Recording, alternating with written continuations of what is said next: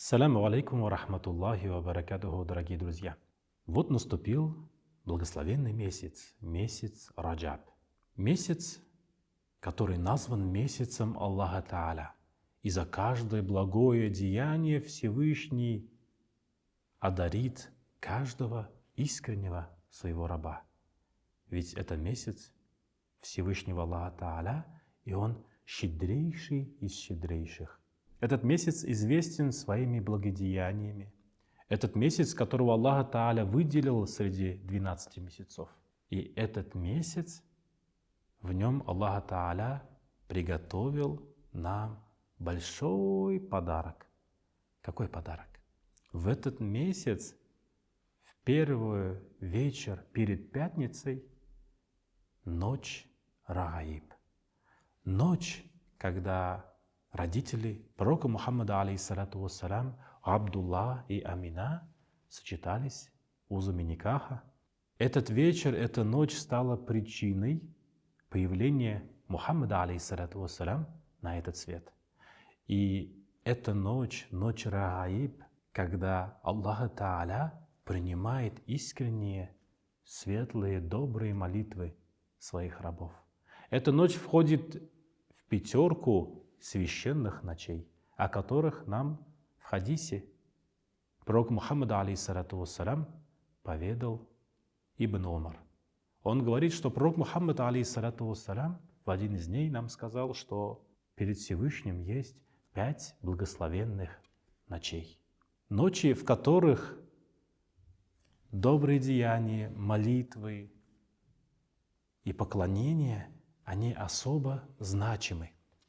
И вот первая из 5 ночей, это ночь Рагаиб, ночь в месяц Раджаб, перед первой пятницей. И эту ночь нужно провести максимально в большом и искреннем поклонении, большим количеством зикров, поминаний Всевышнего Аллаха Тааля, большим количеством молитв и салаватов.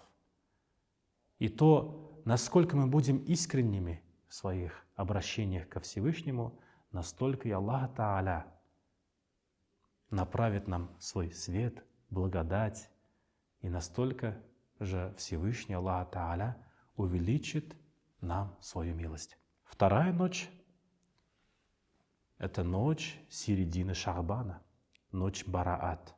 Третья ночь – это каждая ночь перед пятницей. И четвертая ночь – это ночь перед праздником Ураза Байрам. И пятая ночь – это ночь как раз перед праздником Курбан Байрам, праздником жертвоприношения. Вот как раз эти 5 ночей, они являются благословенными. Молитвы в этих ночах, они особо значимы перед Всевышним. Ученые говорят, что в эту ночь желательно, во-первых, день провести, держа пост, день четверга провести, держа пост, и таким образом подготовить себя к милости Всевышнего Аллаха Тааля. Это является сунной пророка Мухаммада, алейхиссалату вассалям. После захода солнца очень благословенными считается читать молитвы или возмещать те молитвы, которые, возможно, мы вовремя не прочитали, то есть молитвой каза.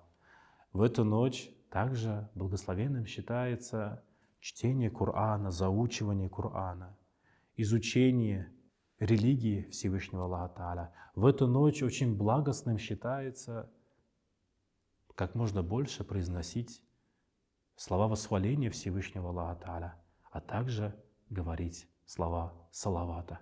Пусть Аллах Тааля сделает эту ночь благостной, благословенной. И дай Аллах Тааля, чтобы мы, совершая благие поступки, шаг за шагом, смогли приблизиться ко Всевышнему Аллаху Тааля. Ведь в Кудси хадисе говорится, если раб сделает шаг навстречу ко Всевышнему, то Аллах Тааля к нему навстречу пойдет. Если мы пойдем, то Аллах Тааля побежит. То есть каждый шаг навстречу ко Всевышнему будет еще больше и больше нас приближать к милости, довольству Всевышнего Аллаха Тааля. Пусть Аллах Тааля примет наши благодеяния и удостоит нас чести воспользоваться этим большим, значимым и очень ценным подарком. Ассаляму алейкум ва рахматуллахи ва баракатуху.